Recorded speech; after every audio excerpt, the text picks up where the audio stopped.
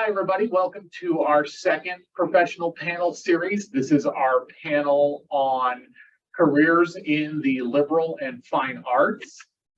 I know on the line we have 6 panelists who are here, and I'll have them introduce themselves in a moment. But we have some students here both in the room, and I believe we also have a student who is on the Zoom as well. So if at any point, I'll start with a question or so, but if at any point of the people here in the room or the people on the line, if you have a question, for those of you who are online, if you could just drop that in the chat. For those of you here in the room, just kind of flag me, signal me, do whatever, because otherwise I might just keep going.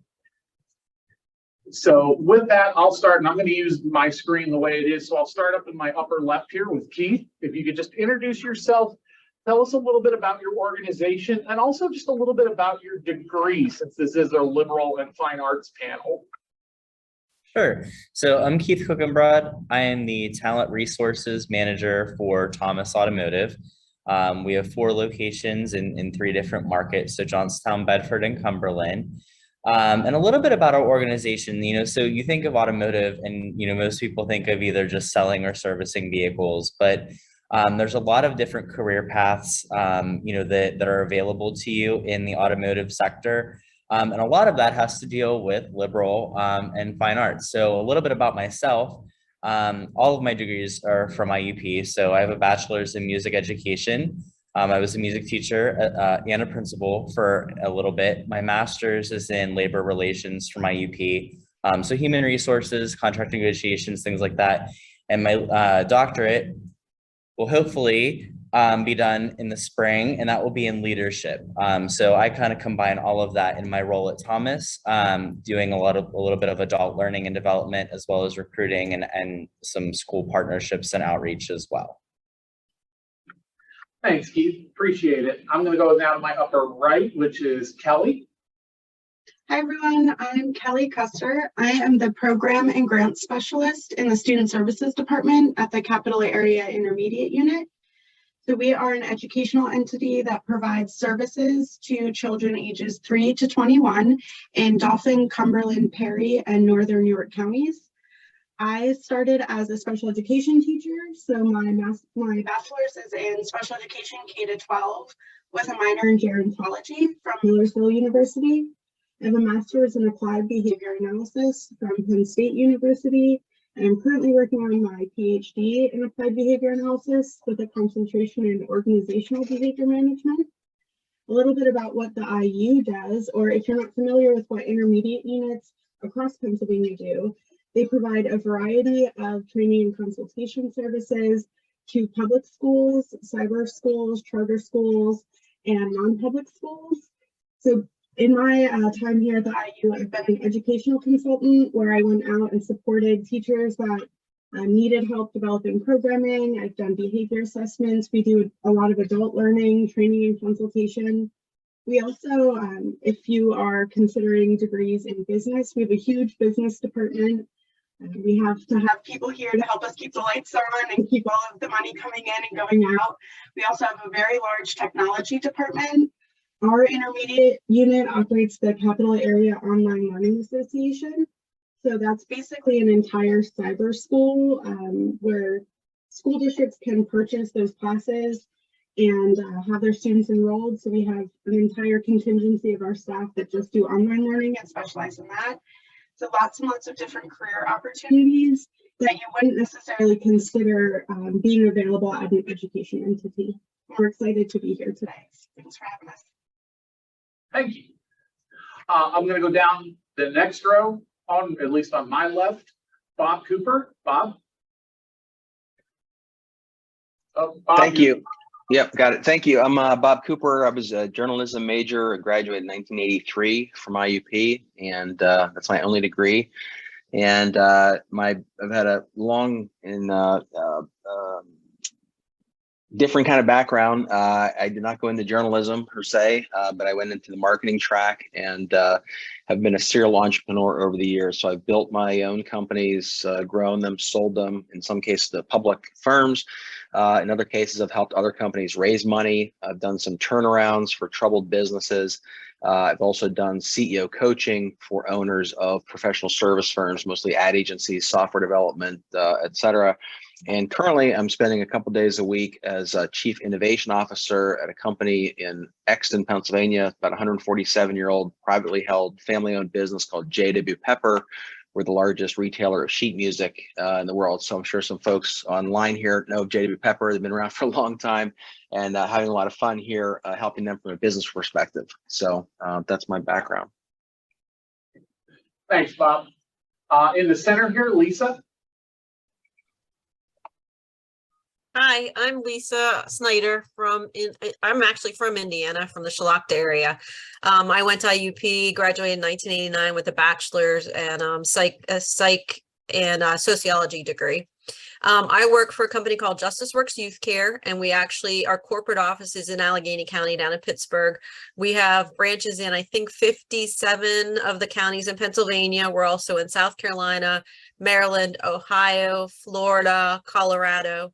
And basically we contract with in the counties with children and youth agencies, probation agencies, schools to provide whatever services are needed. So we do a huge number of different type of services, from truancy programs, parenting programs, anger management, family group decision making. So I have a bachelor's degree, and I'm actually the director over two branches: the Armstrong branch, the Indiana branch, and also over SWAN, which is our statewide adoption network services. So we're an affiliate where we help provide permanency for kiddos who have ended up in the foster care system. So we just do a slew of different programs. Thanks, Lisa. And then finally, at least from our presenters, Jeff. Hello, my name is Jeff Tuck, and I am a Spanish major from IUP. I graduated in 2010. I was able to study abroad in Spain and Mexico during my time there. And some of the things I was involved with at IUP, I did ultimate frisbee. I was a CA at Lawrence Hall. Dr. Zimmerman was my boss. I really loved being a CA. Those were some of my most fun memories. Let's see. What my company is, the Webstront store. We are a bulk wholesale restaurant equipment company. Our business model is that we sell to businesses mostly. So it's business to business. So most of you may not have heard of the Webstront store, but any of the restaurants in your area, if you ask them what the Webstront store is, they would know who you're talking about. It's an online business model. We sell hundreds of thousands of different pieces of restaurant equipment. We have large warehouses across the country and ship directly to the customer when they place their order. It is a company out of Pennsylvania, out of Lancaster, Pennsylvania, and I live in Reading, Pennsylvania. I grew up right next to IUP in Johnstown, Pennsylvania. Thanks, Jeff. Okay. So, and how we'll do this is, just kind of give me a wave or something, and I'll just, hey, recognize you, just so that way we can control the conversation a little bit. But I kind of want to start out with, what are some of the, and this might be going slightly off script, but in looking at some of the questions, I'm like, I want to ask it this way. How did your degree help you in your current career path? Like, what were some skills, or what were some classes, or what were some experiences that you had that helped with your current profession?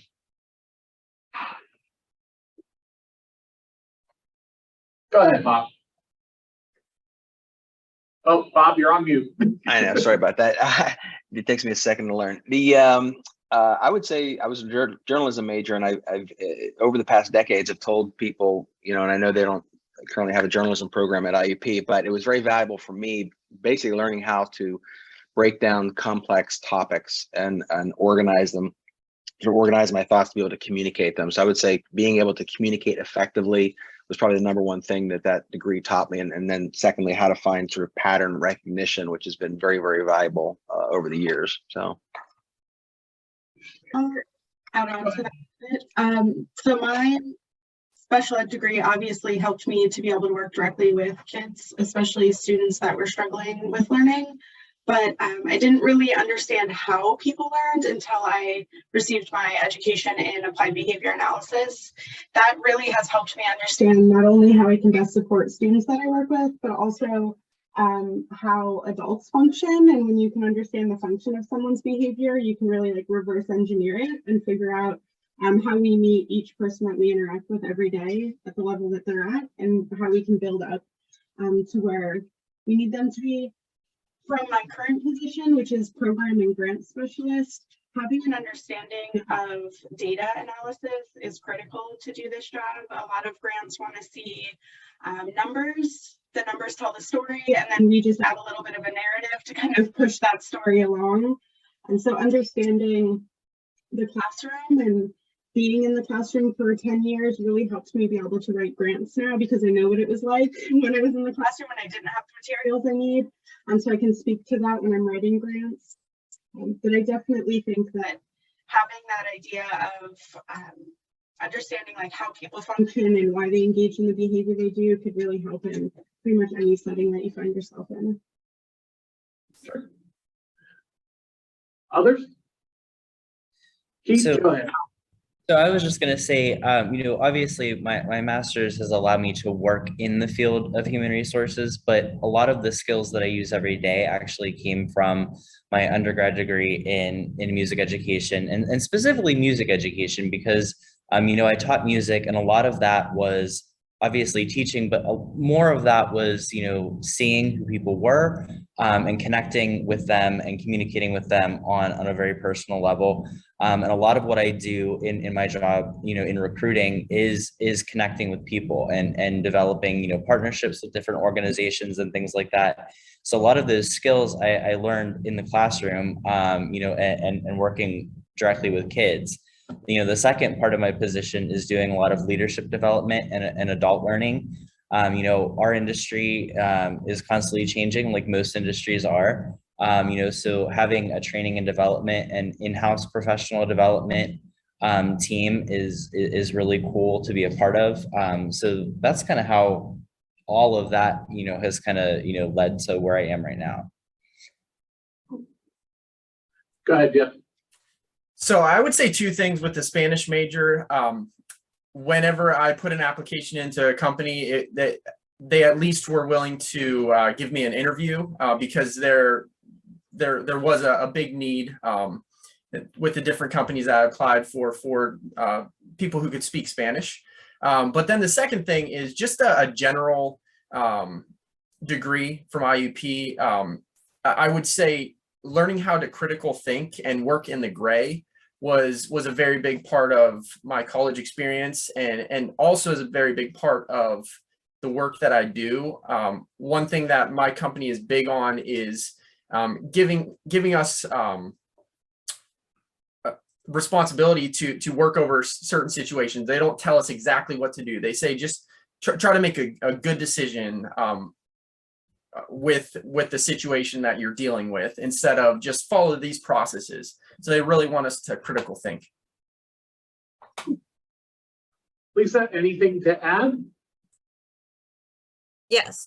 So I started out in sociology and started taking classes in that, and quickly realized that I liked more the individualized. So I think, I moved over to psychology to look at more at the individual and what's going on there. And I think the degree, a lot of what they said is, it's just like some of it's the soft skills, the learning to complete things, to be on time, to, just those things that employers look for. And that expectation that you're going to follow through on what you're supposed to do, and you're going to meet deadlines, and the critical thinking, doing team projects, teamwork, those social skills, I think, and that ability to communicate and to be an adult, is an important part of it. But also I think the psychology degree gave me, I did a final research project, so you had to put that all together. And those are things I think you take into the world to be able to complete projects and to work independently. So I think that, and psychology, just the general background. So when you're going out and working with people, you get a little bit of an idea. It's the basis, I think, for your career. And then you go off and learn all the real, on the job stuff, but I think it definitely gave me a good background. Great. Anybody in the room or our student that's joining us on Zoom have a question at this point? Because otherwise I'll go to one of mine, but I want to give you all an opportunity as well. Not right now. Anybody? Anybody? Okay. So I guess talk to me, if you can, about the biggest misconception, and I'm going to change this a little bit, or the biggest misconception or misconceptions about degrees from the liberal and fine arts, or finding employment with degrees from the liberal and fine arts. Because, you know, sometimes, and I can speak to this at least through my lens, I see way more opportunities for certain types of majors, but maybe not necessarily as many for liberal and fine arts come through. For example, I get nursing organizations knocking my door down all the time saying, please, can we come talk to your nurses? Please, you know, do you have nurses? Nurses, we need nurses. So speak to that topic if you all can. Go ahead. Start that one. So I think the biggest misconception, especially as an intermediate unit that we battle, is that you have to have an education degree to work here. That is not the case at all. Like I said, we have a massive technology department. We have a huge online learning platform for computer science majors. We're looking for people who have that skill set. Even in the field of education, like the broad services that we provide, we employ hundreds of social workers. We have a huge mental health worker staff population. We have a position called an educational paraprofessional, where if you're interested in working with children, anyone age 3 to 21, that is a high school entry level position. So you can come to us with a fine arts degree with an interest to just work with students who have learning challenges. And what our IU offers, and most IUs offer, is the opportunity for growth within that. So you may start out as like, oh, I'm just kind of interested to see what's available, and start as an educational paraprofessional. We offer tuition reimbursement at the state level. So if you really do enjoy the work you're doing and are interested then in a master's in education, we offer the reimbursement for that. You might come in and work with an amazing occupational therapist and then decide like, oh, I didn't even realize that I was interested in occupational therapy, and you can go that route. So kind of understanding that you don't have to come to us with a degree in education and be ready to work with kids. We have somebody who went to IUP who works in our accounting department who's like, I had no idea I'd want to work for an educational entity, but he really enjoys it here because he knows the accounting work he does helps give back to the students that we serve. That would, I think, one of the biggest misconceptions is the degree track to get here. The other one is that you have to have all of this experience working with kids with severe disabilities. That's not the case at all. We have a lot of our staff that come in having never worked with students before and end up really finding their passion. And if working directly with the students isn't your passion, we have those opportunities for online learning. There's so many different areas that you can go once you do get here. Lisa. To kind of bounce off what Kelly said, I think when you're, if you're looking for employment, don't short yourself by not applying for things that look interesting to you, despite the degree. Because I know I do a lot of interviews, and I have 2 adult sons, and my one younger one is like looking for employment, and he'll look and be like, well, I don't qualify. I'm like, apply for it. Like, because I think sometimes, like, especially in this job market right now, there's and people undersell their soft skills too. Do you know what I mean? Like, I have somebody who, did some online eBay stuff, and it's like, that's a skill. Do you know what I mean? These are all skills. Don't sell yourself short. But I think that, like Kelly said, we hire people, sometimes that we've, that if you have experience, sometimes people have done some, bartending, or that's critical skills, that's de-escalation skills, that's people skills. So people kind of on their resumes, I think it's sometimes like, I look at resumes very closely, and I can see sometimes, oh, these things that they may not even realize actually fit really well. But I think sometimes people don't apply for jobs because they just, like Kelly said, I don't have enough experience. I don't have, give it a try, do you know, because like you don't know what the employer exactly is looking for. So I just think that's something, and with a psychology degree, you know, I don't think, you know, we are not all out. My family used to always say, oh, you're analyzing me. I'm like, I don't have a clue how to analyze you with a bachelor's in psychology, do you know, like, but I have the basic skills, you know, to go out there and work with families. So just, you know, and I think with psychology, there's just a lot of like those global skills that you've learned that you can apply to all different types of positions. In other words, what I heard, and it sparked me at the very beginning, let the employer tell you you're not qualified. Other folks, Bob, and I'm gonna, Bob, before you start, the folks in the room, if you do want to grab lunch at the back there, Calista, and whatnot, but we have some Chick-fil-A items that we did get. So while you all are finishing with this question, we can invite the folks in the room to go ahead. Well, Chick-fil-A sounds delicious. I would say the biggest misconception I tell people all the time, and I tell people this all the time, the best things that ever happened to me in my life, and that includes everything from meeting angel investors to meeting my wife to finding some great business partners, came about through networking. So this idea that I think the biggest misconception is the only jobs that are available are the ones that are posted.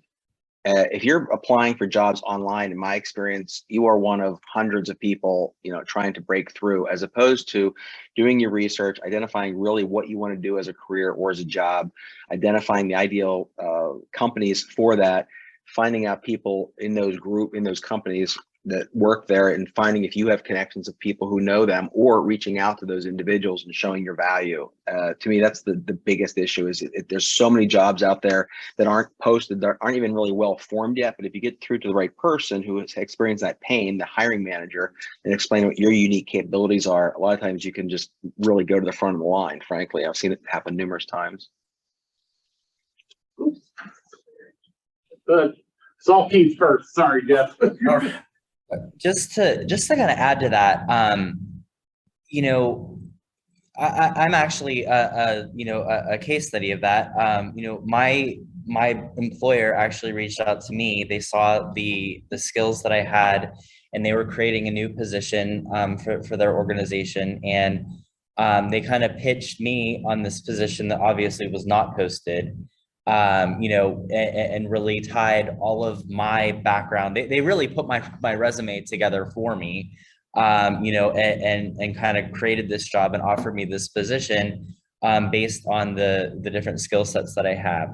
But, you know, back to your kind of original question, you know, being a fine arts major at IUP, you know, there's kind of, you know, there's multiple career path options. So, you know, if you want to work in your field and work, you know, exactly, you know, within the parameters of what a typical, you know, position would be, you know, in your field, then, you know, what Bob said, you know, really networking, getting, you know, experience, you know, while you are in school, you know, and making connections with different people. You know, for example, I have a lot of friends in, you know, theater business. A lot of them are, you know, working in Pittsburgh or New York right now. A lot of those positions came about from some networking and some connections they made while at IUP. But, you know, my final kind of thought on that is, I think what, you know, everybody has kind of said so far, you know, obviously I thought I was going to, you know, be a music teacher for my entire life. Don't be afraid to, you know, look at other opportunities and take the transferable skills that you have into these new positions that are being created every day, because you have a great background from IUP and you have a lot of transferable skills. So that was just my 2 cents. Yeah, and I would just add on to that. First off, I agree with everything everyone said so far, but I would also say just know what you're good at. Are you good with working with people? Are you good with numbers? There are things that you're naturally good at, and use that to your advantage. And one of the things that my company talks about a lot is emotional intelligence. And here's a really good book that I would recommend, Emotional Intelligence. 2.0. And it's a big part of that is just understanding what you're good at, understanding yourself, understanding what makes you tick. Where are you going to do best? And then also, I would say that a lot of jobs are, like they said, are not posted out there, but there are entry-level jobs. And so look at those entry-level jobs and say, what could this turn into? So maybe I don't want to do customer service, but maybe I would enjoy training a customer service team and working internally. I think I've seen a lot of my friends not take positions just because it didn't pay what they wanted, or it wasn't exactly what they wanted, but try to think beyond what that job is and what it could turn into. Again, I'm going to invite the folks either in the room or online. Any questions? I guess I have a question. Go ahead, Calista. So my question is kind of for like Jeff and Keith. I have a major in marketing and a minor in music. So I kind of have both sides, like what you're talking about. I don't really know exactly what I want to get into yet. I'm pretty much open to a bunch of different like career paths with that. What do you think is, I don't know how to word it. Like, you know how the job outlook is like increasing for some jobs. What jobs do you think are best for that? Well, I guess, just from my perspective, first and foremost, I would very much encourage you to, even if it's not a formal internship, start, connecting with some different companies and seeing what positions they have in those two areas, and get your foot in the door to see if you enjoy doing the day-to-day work with that. Like even in our company, at Thomas Automotive, we have 5 marketing people. And actually our human resources manager, my partner in crime, she has a bachelor's of marketing and a master's in HR, because a lot of HR is internal marketing, to your employees. But it looks like, it sounds like you have an awful lot of, creative energy, and there's a lot of need for that with all of the different positions that are coming, about, in multiple industries. So I would just encourage you to see what's out there, and kind of, try to dip your feet in the pool as much as you can, to see, what actually interests you, so you can, when you're graduating, what you're looking to apply for. And then hopefully you'll have those connections that I talked about, earlier as well. And I want to add to that, like, we tell people all the time, like, to get out there and like try to find those connections. There's in most areas there's a regional chamber of commerce, and that's something I just learned about in my current position. Apparently everyone at the IU is a member of our regional chamber of commerce, but we just didn't know it. But they have monthly networking events. If you're not a member, it's $20, and there's usually snacks, and it's about an hour and a half long.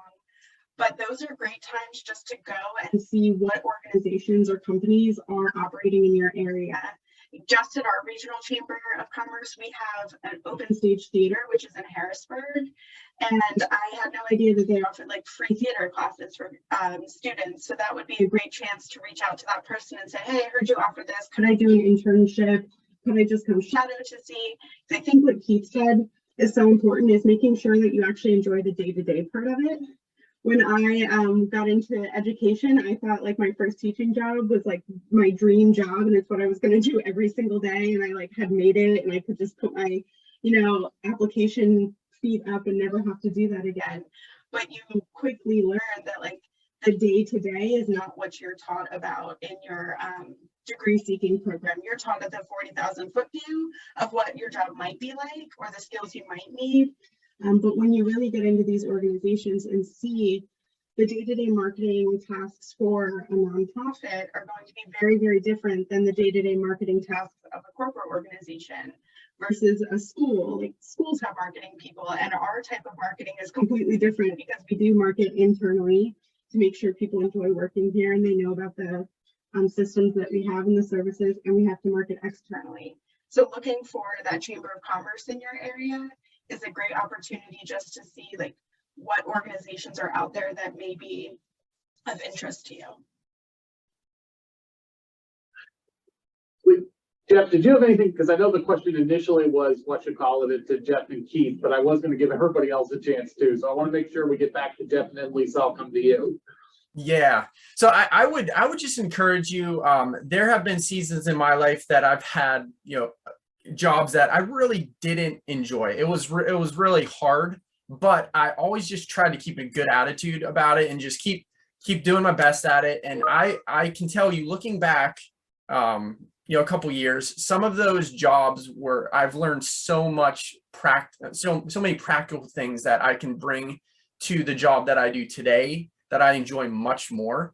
So I would just get out there, keep applying for things that you think you like. You'll get jobs, and don't just look at it as a job.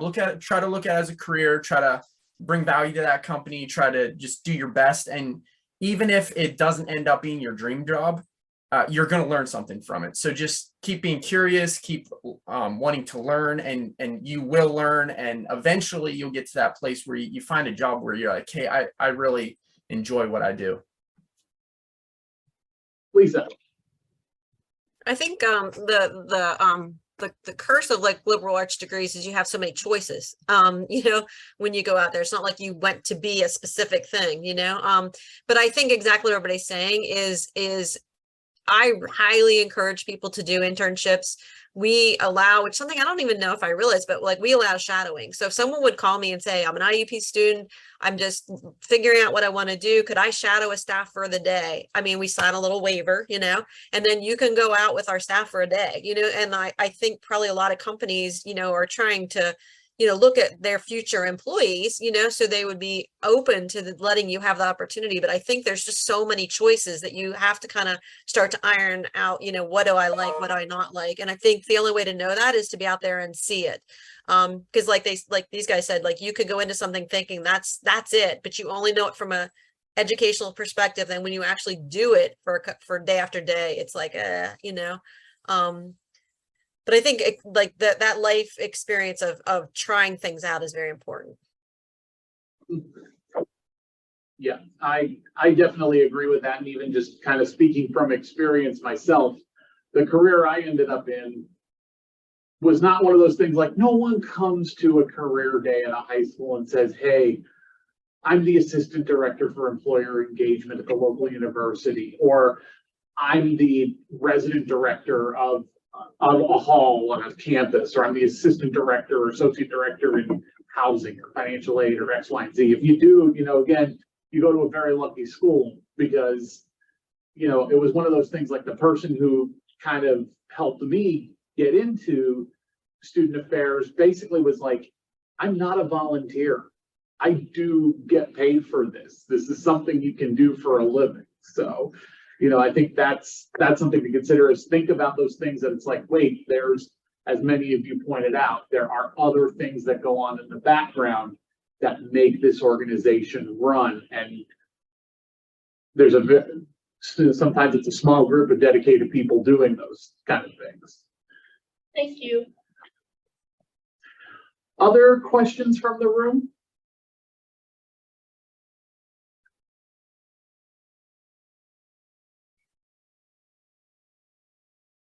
Pause for a dramatic effect here. I guess because I sometimes like to ask this too, and I know for this group it might be a little different than some of the other groups that are a little more heterogeneous. How has COVID, the last 2 years, all of that changed what you do and how you do it? I'm sure some of it is more the how, some of it might be the what, but definitely more the how.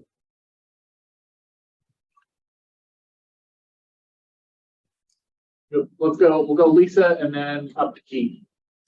In that we are an in-home service provider, COVID really kind of, did a doozy on us. We changed a lot of our protocols. We had to do more virtual visits and things like that, which is very difficult when you are working with a child welfare agency whose job is to also monitor child abuse if you're not in the homes. So it definitely affected the children and youth whole arena. I think child abuse statistics were down, but I don't think that meant they weren't occurring. It meant that people weren't seeing them. Kids were not being seen in schools, you know. So it was a challenge of how to do a lot of our services. It was a challenge staffing as well, because we had a lot of staff, you know, at the beginning, people were out and you were told to, you know, to quarantine for, I don't even remember how long at the beginning, 10 days, 15 days. And that became a challenge to try to manage a budget and salaries. And do you make people take time off? Do you not, you know? And that has just kind of ebbed and flowed over time. It was, you know, we didn't stop working. A lot of some agencies, I think, basically kind of shut down. We kept pushing through. We tried to, you know, do every precaution to keep staff and clients safe, but doing face-to-face in-home services during COVID was not easy. Keith? So I mean, from the automotive industry, I mean, the chip shortage has been interesting. You know, if you look past any, you know, car lot, you're not going to see a ton of cars or trucks or anything like that. Also parts, you know, a lot of people, my wife hit a deer 3 days before Christmas last year, and her car is now just getting the part because it wasn't being made because it had a chip in it. But I think the other thing, because our business slowed, and I don't even want to say that it slowed because it didn't, but it changed a little bit. We were able to kind of focus a lot more on training and development within our organization, and we really, you know, we're like, well, let's take a look at what our employees need, and see how we can provide it. And it was a really nice kind of side effect of COVID. But just from a recruiting standpoint as well, you know, again, I'm in the automotive industry. I have nurses applying for positions. I have teachers applying for positions. I have people from the restaurant industry applying for positions right now. Before COVID, you know, a lot of, you know, people were staying within their industries. And I think, you know, again, that pause gave people some time to think about what they were wanting to do or what they were really happy doing, you know, again, that day-to-day, you know, thing. And we've seen a lot of movement in, you know, people switching career paths and trying out new things. And so that's been an interesting, you know, kind of side effect of COVID as well. I can add a little bit to that. Just like, obviously being in the field of education, we were brought to like a grinding halt that was supposed to be 2 weeks and turned into like almost, we still have some school districts. Like I said, we support Dauphin, Cumberland, Perry, and Northern York County. So we're in hundreds of schools. And at some points across the last 2 years, each and every one of those districts has had a different policy in place. So it's really required a lot of flexibility on thought from our service providers. We also operate the educational services at a youth development center. So those are students who are involved in the judicial system for some reason. They're either court mandated to live at that facility, or we also operate the educational and behavioral health services at a wilderness center, which are students who are referred there through their school district for alternative forms of education. So it really changed because like, those students are compulsorily required to receive education, and we really had to get creative how we did that. Something else that has opened the opportunity in our training and consultation team is the opportunity for flex working. So traditionally, I go like this because it's that whole side of our building. Traditionally, that side of our building showed up every day to a desk, developed their trainings, and then maybe hosted them here on our campus. Now, most of those employees are working from home 95% of the time, and then either offering their trainings virtually or going out and doing trainings on sites at schools. So as you're starting to look for those careers, there's a lot of opportunity now to ask for flexible working schedules. In my current position, I have an office here, but as a grant writer, I can easily do that work from home. So I have asked for the opportunity and been given the opportunity to flex work. So really thinking about what Keith had said about what you value in a position.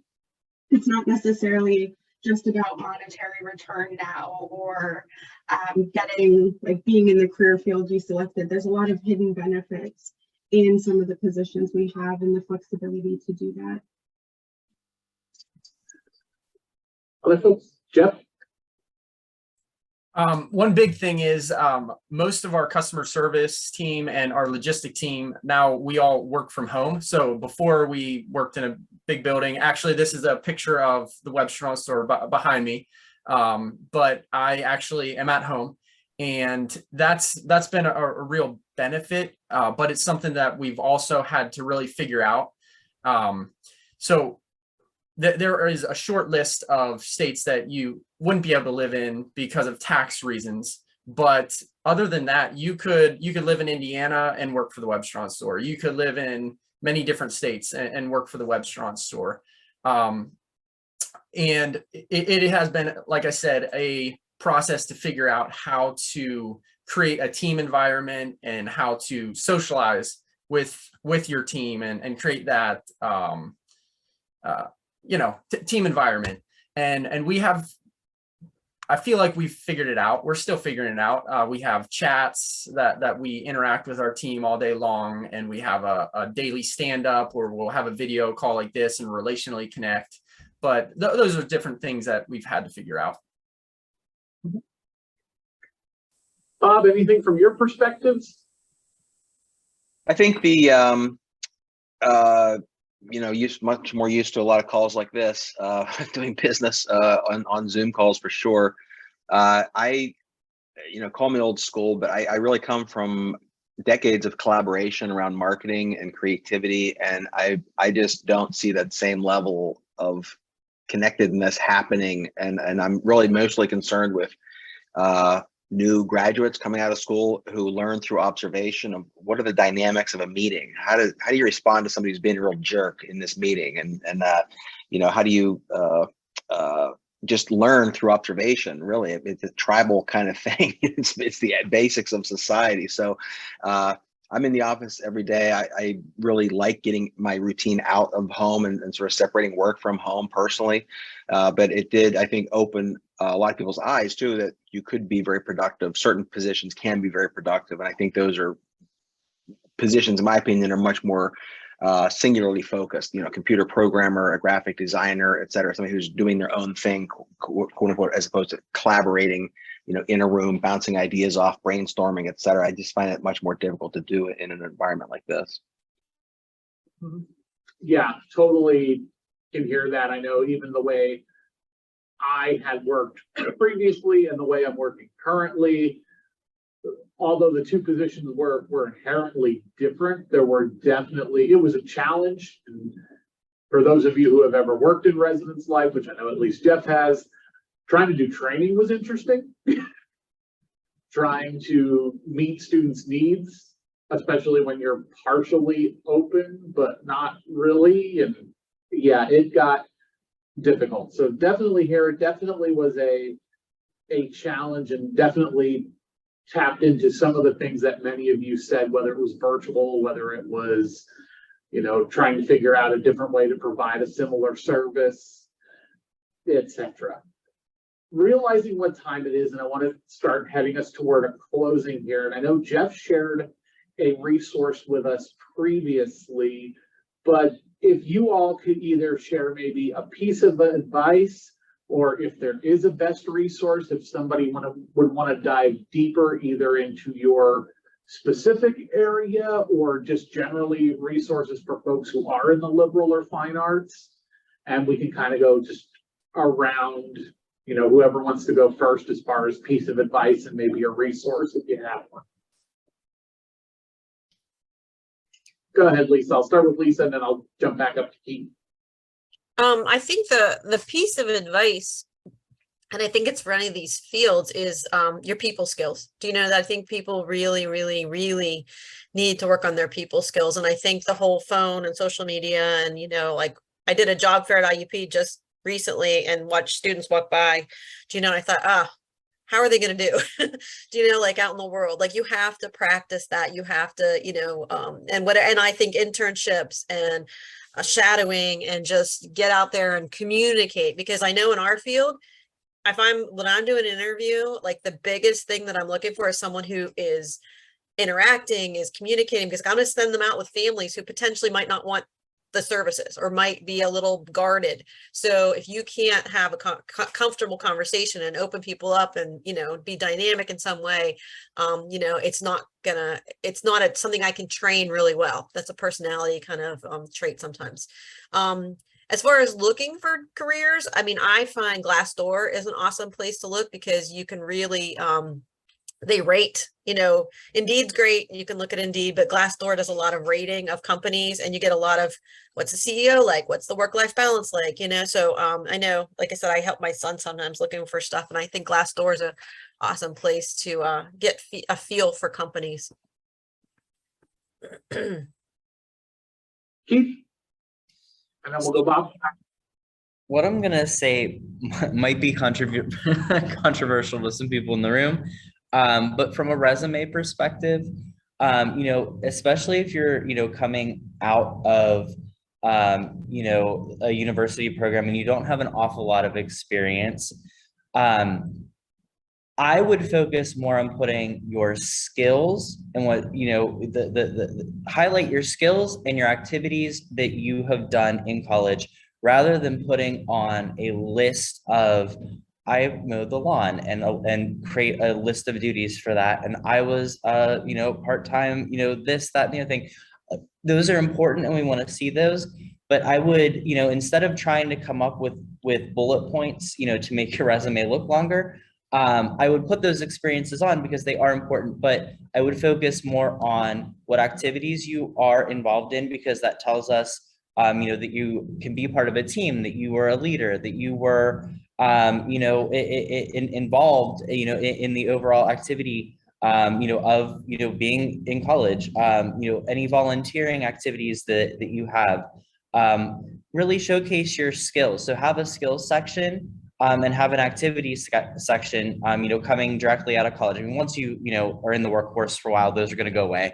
But I'd rather see you highlight yourself than, you know, try to populate a page of a resume with bullet points for a position that, you know, yes, has meaning towards, you know, the thing you're going to, but, you know, ultimately I want to know who you are.